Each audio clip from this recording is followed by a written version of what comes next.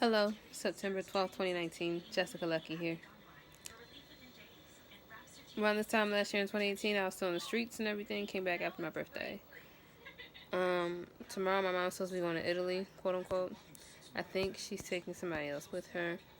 What I happen to notice about these phones is they're both being tethered into by VoIP.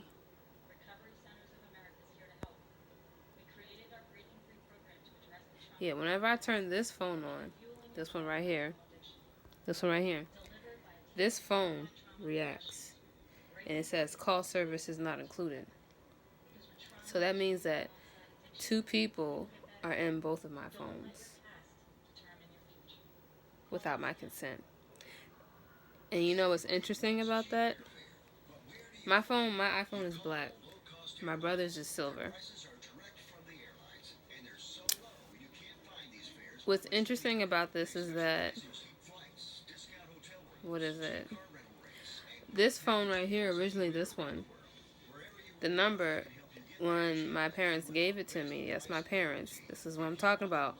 When I first got back after my birthday last year, stay with me, this is where the fucked upness comes in.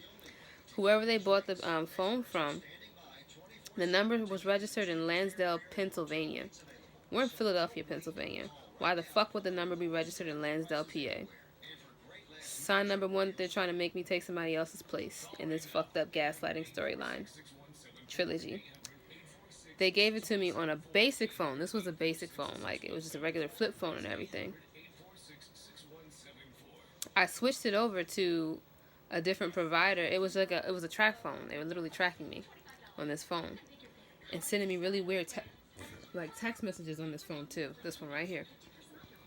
I switched over when I saved up a little money so that way because I kept buying like data joins and everything because my parents would not let me use the Wi-Fi here, even though they wanted me to find a job and everything, like limited stuff on a basic phone and everything. So I was very limited in everything. It was done on purpose.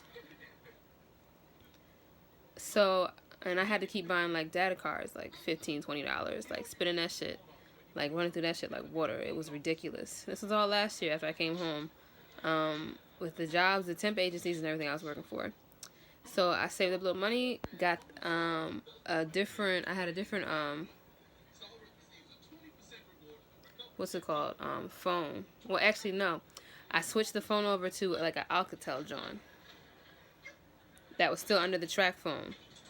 And then I still noticed some crazy shit happening with that phone. So then I finally switched over to a different provider with the same number though. Metro PCS on this phone right here. Shit got crazy on this phone. Like, that's when they started blocking my phone calls late at night. Like, I literally could not make any phone calls at nighttime. At that point in time, I did not know that my little brother Jared was using a VoIP to hack into this phone. So that way he could pretend to be me at nighttime. I didn't know that. After everything that was happening with this phone, getting really weird, mysterious phone calls and everything, specifically I got a phone call from Alicia Odessa Gray, who was pretending to be me. She said she had a Muslim name. It was fake as fuck and everything. I didn't know it was her at the time. But, yep, that was it. So after that, I was like, yo, fuck this service. This ain't shit. Let it slide for a little bit. Picked up this phone right here. I was like, yeah. Well, interesting, when I went over to Metro PCS, some bald-headed, light-skinned nigga followed me in there. And that was the dude that I worked at one of the temp agencies with that I hadn't seen in a while. And he had, like, a cane and everything. And I was like, why the fuck is he following me over here? Like, he followed me over here from Donahue Hall when I worked over at Villanova. That was back, I got this new phone under Metro PCS in January 2019 and everything.